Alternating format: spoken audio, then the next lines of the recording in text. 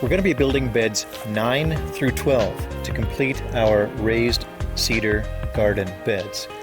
I've built about 20 of these over the last few years, and I've learned a thing or two that I don't see other people doing. I'm going to share with you the anatomy of our raised garden bed, and then we'll do a focus on fasteners. You can decide whether or not this is how you want to build yours or not. I built this upside down for a reason, which we'll talk about in a few minutes, but I just want to reiterate why I chose utility grade cedar lumber for our raised beds. I watch a lot of videos and there's still that ongoing debate of wood versus metal. If wood, what kind of wood? I've chosen utility grade cedar because it's dang shy of 2 inches, about 1 inch and 7/8. The reason for the utility grade cedar is because your normal cedar or any other dimensional lumber is closer to 1.5 inches.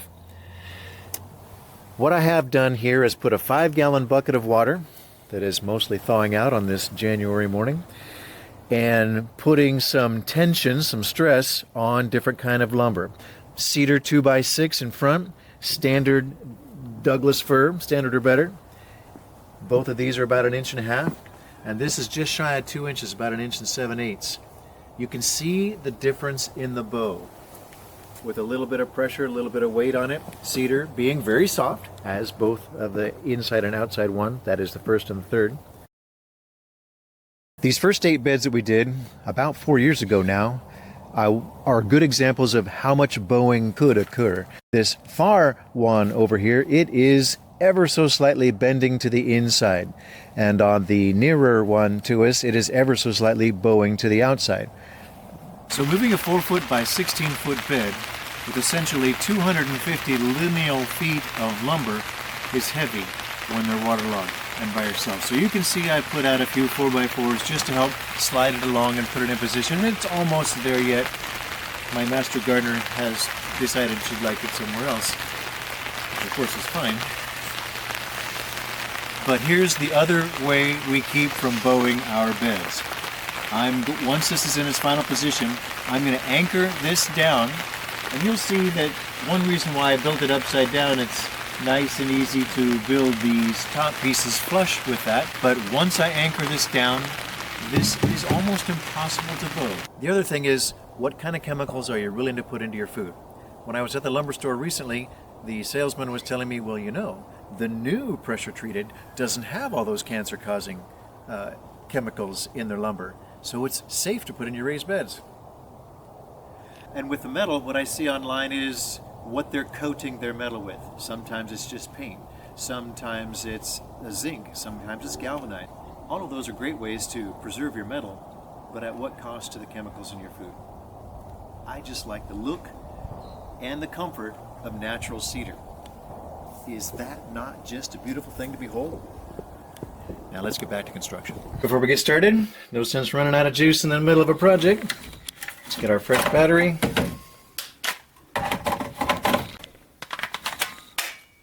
Let's go. Decide ahead of time on your spacing. We chose 48 inches, 4 feet, in between each of the major pathways. The archway here is a major pathway, and 42 inches on the rest. The rest of these, we try to make 42 inches each. And let's see if we did it on both sides. Oh yeah, that'll work out. To double check your measurements from time to time, you should do a cross reference. Meaning I'm going to measure a diagonal from each of these. That one was 34 foot 9 1/4, and I want this one to be the same. 34 feet 9 1/4. The best way to describe squaring is taking diagonal measurements. You can look at this and figure that it's probably laid out at 90-degree angles, but it's not. What I mean by diagonal measurements, so I'll take my measurement, put it right on the corner, and I'll run my tape measure diagonally across there, and I get 200 1/4 inches. If it were square, that is truly 90 degrees each, they would be 200 1/4 inches both ways. But when I run this over here, I can see that it's 198 3/4. So I'm off 1.5 inches. That means I take the long side and I've got to tap the long side to make it equal. If I go 3/4 of an inch this way, that'll make this one 3/4 of an inch shorter, and then they'll be the same. Taking a diagonal measurement to do a square. So if this were truly square, obviously it's not. What I'm trying to say is my bed is currently off, even though slightly, a little bit like this. It's more of a trapezoid than a true rectangle. Okay? I want to make it a true rectangle, not a trapezoid. That's what's meant by taking a diagonal measurement to square your project. Full disclosure, I'm a hoarder. I have, over my nearly 65 years, accumulated a lot of stuff. Some of that stuff is fasteners and scrap lumber. If you look down here, you can see that I have supported each of my boards with some scrap lumber. What this does, and we're going to do a demonstration in a second, is it draws any lumber that might be warped nice and flush. You can also see in the corners, I have sometimes a 4x4, other times a 2x4. It's kind of whatever I had, just to make sure it's secure. You'll also notice that I'm using carriage bolts, what we'll talk about more, and as well as lag screws, which we'll also talk about. What I wanted to show you here is the level of the bed. Our garden does slope gently downhill, but I have leveled off the ends each time. After you've leveled off the ends, I take some of my scrap cedar boards from a fence we tore down, and this just plugs up some of the bigger holes. I have trimmed some of them and screwed the rest so that there's not too much of a gap in the space. I see one more down there that we might have to get to in just a moment. At different times, I have just come across various things in my life, and these stainless steel lag screws here were given to me by a hardware store, lumber company actually, that was going out of business. They just called me up and said, we're going to shift to another supplier. Would you like these? Absolutely, I said. Somewhere along the line, I came across some stainless steel screws. Not sure where those came from. The stainless steel lag screws came with washers, which we'll demonstrate in a little bit. Nice enough for that. And of course, the rugged structural screws. Different sizes. These are fantastic. They go in super fast. They grip very well. 5/16, a little beefier than your basic quarter. Nice Torx head, star drive, some people call it. Nice piece of engineering here, but they're super expensive. I did buy those. I'm going to save those for a really important project. I'll demonstrate where we use these a few times, but what I've been using is carriage bolts. Carriage bolts take a little longer, but they are not going to let go. A screw, as you know, wood will expand and contract, and during that time, nails will certainly become loose, and you can use deck screws, but when I've got stainless steel, you can't go wrong with stainless steel. I tell you, these beds are going to last a lifetime. Well, certainly my lifetime. So a lag screw is great. This is what I've used here and here. I did have the deck screws. I didn't come into those stainless steel screws until recently. I probably will just leave those in there. But this, as you can see, will poke through a little bit. And of course, we're going to be gardening in here. And so if that's a problem, we're going to talk about a couple ways that you can cut those off relatively easy. So in a minute, we'll change camera angles here. But what you don't see is, right where my fingers are, I'm lifting it up about an inch. I'll tell you why in just a second. So I'm aiming for the center of my 4x4 here. I am holding this kind of snug. Take a second screw.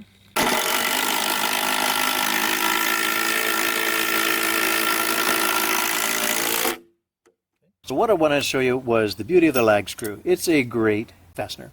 As you can see, I've put a lag screw on each of these. I had them. It's not necessarily uniform, but it's what I had, and I'm trying to use up all that stuff that my kids don't have to go through.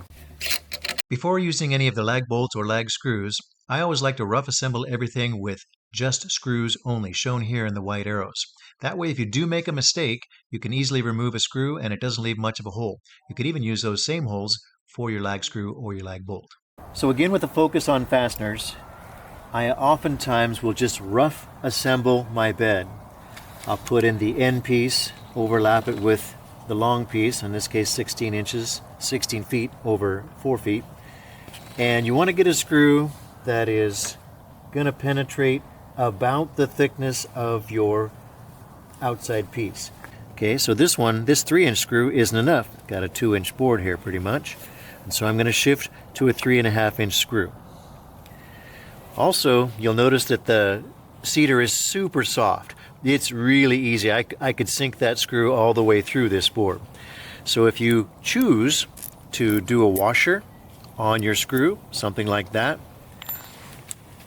then you can come in. I want to hit the center of that other board. I like to be somewhat uniform.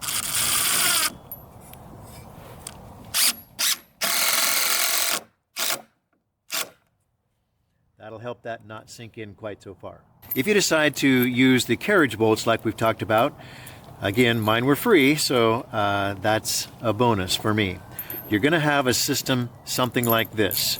We'll talk about this in detail in a second, but a washer on the outside, like you see over here, will keep it from penetrating the heavy cedar, but we're going to do both of these. This will help catch your cedar so it doesn't spin, okay?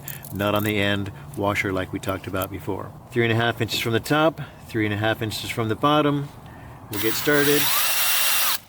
And if you want a little trick just to keep it going nice and straight, you can use your square to line it up.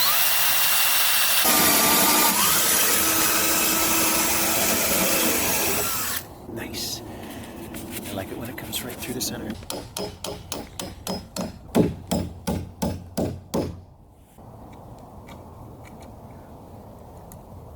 And I'll need to wrench that in. All right, we haven't quite leveled off this bed yet. What I've done, as you can see, is I've taken that scrap lumber that we have left over from different pieces, and if you were to pan around the entire bed, you see that I've pretty much got all of my carriage bolts in place. I'm going to show you what I do and in the order of what I do it so that it makes more sense for you. The beauty of the carriage bolt is I've got about an inch gap right here. We started these beds about a year ago, and just, life's happening, and we got to them as we could. And so some of the boards warped. We got a pretty good deal on these boards here. These are not select. These are grade 2. Cost us about $2 a linear foot. You're going to see that these beds are 16 feet long. The reason we chose 16 feet is because it fit inside of our high tunnel that we were going to do originally. Our spacing in between here is in part based on that also. When I did the cost analysis, I was going to go with metal, but in the end, the cost of the framework for the lumber to do the metal was just about equal to cedar. Cedar is gorgeous. I love it. It's so nice to work with, and my master gardener likes to sit down from time to time. And if you wanted to put a cap on this, that would make that perfectly conducive.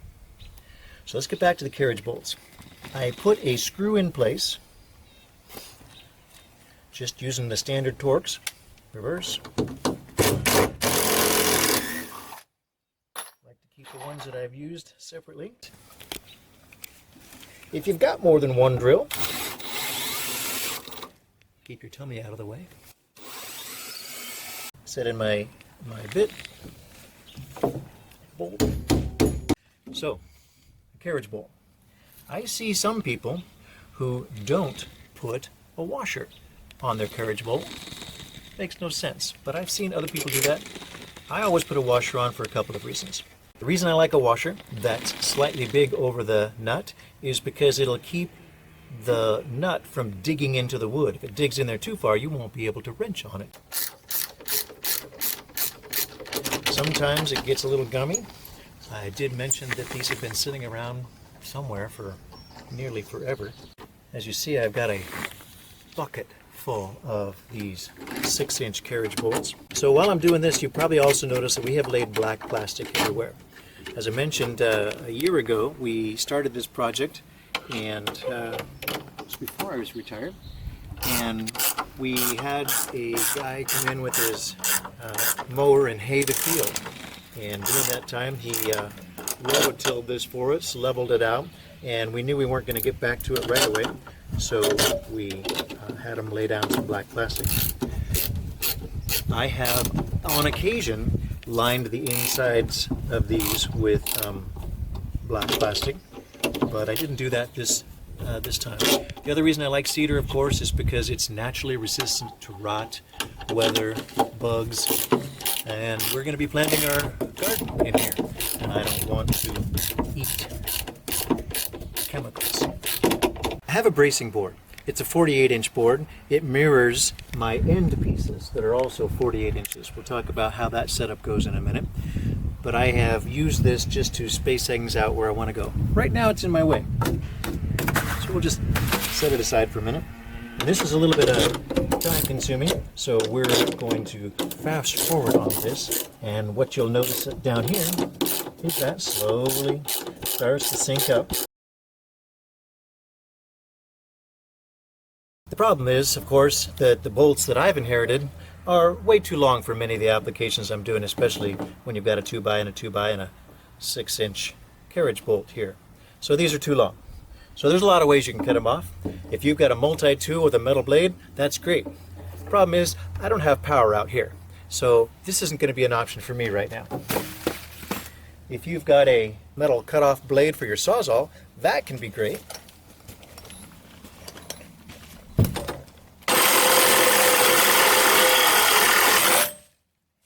Or, if you got a angle driver, you like sparks, my videographer here just wasn't prepared for that. Sorry, honey. It goes much faster. Okay. So, one thing once you've narrowed that down is take your nut driver. These are 1/4 nuts, happen to be, and I've got a 7/16 nut driver on there. So I'll just suck these down just a little bit more. The next thing I like to do is make sure the bed's completely level. So I have measured from the distance off, and I have leveled both ends. As I said before, our ground does slope slightly, so I did go ahead and let the lay of the land dictate that angle. But you can see by leveling it out, that leaves a problematic gap. So that old fence board that I had from something we tore down, this is where I'll just kind of block that off. Fits better this way, it looks like.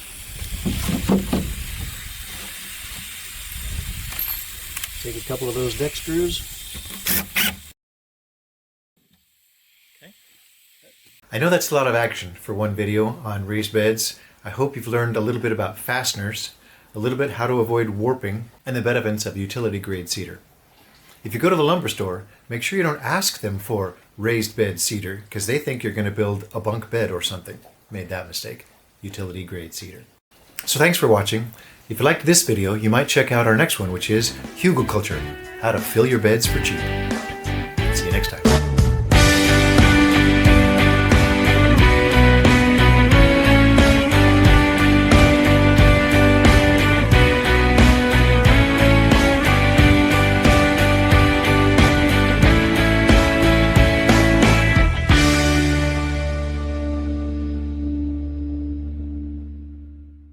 Because 16 beds, no, 12 beds wasn't enough. 16 will be better. He's subscribing. You said Ryan Family Farm? And this is where you want to focus on Papa and his sinewy biceps. Okay.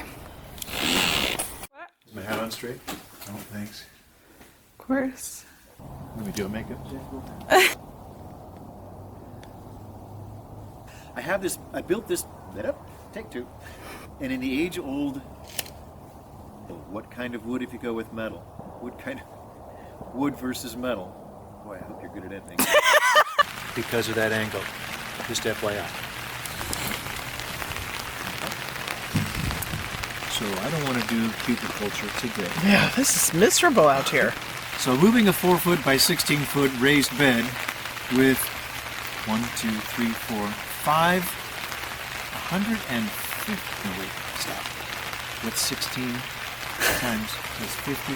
That's 100, 200, and 50.